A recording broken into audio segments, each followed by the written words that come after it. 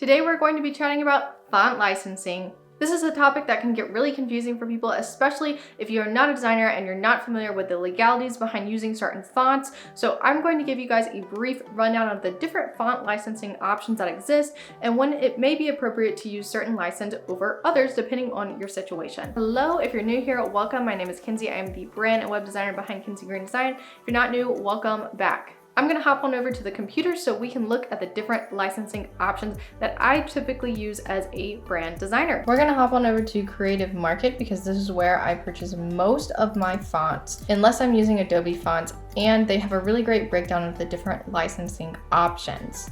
The most popular ones we're going to talk about are desktop license and web font license. So typically when designing a logo or something for a client, I will use the desktop license. This license essentially means that you have the rights to operate and utilize the font files within your own desktop. So when I finish up brand identity projects or logo designs, I rasterize the final files before sending them over to my client. This means that I do not transfer the actual font files to them, and if they want to use that font within their own desktop, they will have to purchase their own license for the font. This is typically the license you'll need when it comes to designing logos or anything of that sort for commercial use.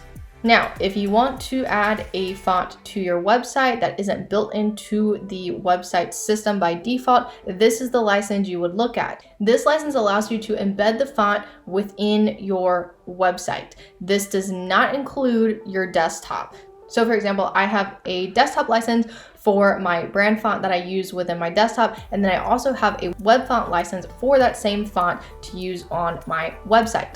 These are not as popular, but if you are building a game or something of that nature, this is the font license you would be looking at. One other thing I'd like to note about these is that if you are purchasing a web font license for a specific font, you will pay a price based on the number of monthly page views that you estimate you'll be getting. So most people will probably be at the lowest 10,000 page views a month. Now, there may be times where you're building a pretty big site with a hefty amount of traffic. You'll want to choose this one. And in rare cases, you may have 1 million plus views or something of that sort. There are also free fonts that you can use for commercial use, but you're going to want to be very careful about this. When you are searching for free fonts, you're always going to want to make sure that the fonts you're looking at are 100% free, because if they're not, you may end up downloading a font that's only available for personal use. The font is a great place to find free fonts with commercial use license. If you decide to purchase a font from an independent designer or an independent design studio,